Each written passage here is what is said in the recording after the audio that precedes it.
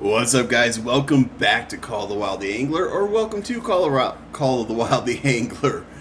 This is my step 2 for the beginner series on what I would recommend that you do. This is more of a kind of a tips and tricks video, so it'll be super short. And one of the things that I highly recommend that you do is on any map that you play on, no matter where you go, try to take your Jeep with you and park it as close as you can or as conveniently as you can. And the reason being is because you can come over here to the back of your Jeep and access your storage. Now you can move all your gear around. Maybe you don't like this rod, you can throw it in your storage. Maybe you want this rod and you put it in. Me, mostly, it's for baits. I go, man, this isn't working for this fish. Let me try different baits. So I come over here to my storage, throw in the bait that I want to try, and go right back to fishing instead of fast traveling all the way to the outpost and then trying to get back to wherever I was. On this map, especially up in here, sucks. All right. Even getting a Jeep up here is kind of a pain in the butt. But it can be done. You can get a Jeep up to these locations. It just sucks. But it sucks more to be up at these locations and figure out, oh shit, I just used up all of my bait. Have to fast travel all the way down here, buy up the bait, fast travel to the next place, most likely over here, and then run by foot all the way up this mountain to whichever one of these lakes that you're going to. That sucks way more than just going to your Jeep that might be parked, I don't know, over here, and then running back. So that is one of the tips that I'm going to recommend that you do. The Jeeps are free. You'll never run out of Jeeps. They're always free. And your storage is automatically placed inside of your Jeep at all times. So take your Jeep with you when you're going out fishing.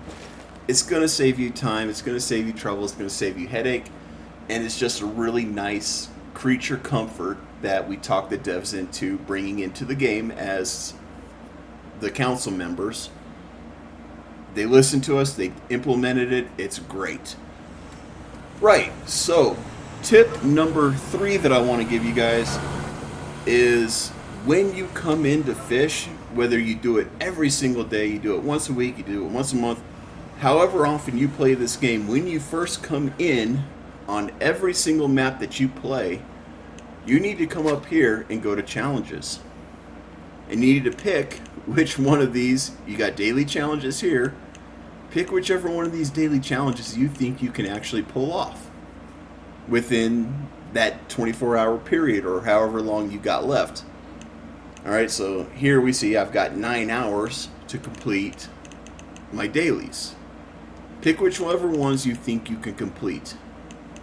Come to your weekly challenge. Pick whichever ones you think you can complete there as well. And if you're going to do multiple maps, you're going to want to do that for all of the maps that you fish on.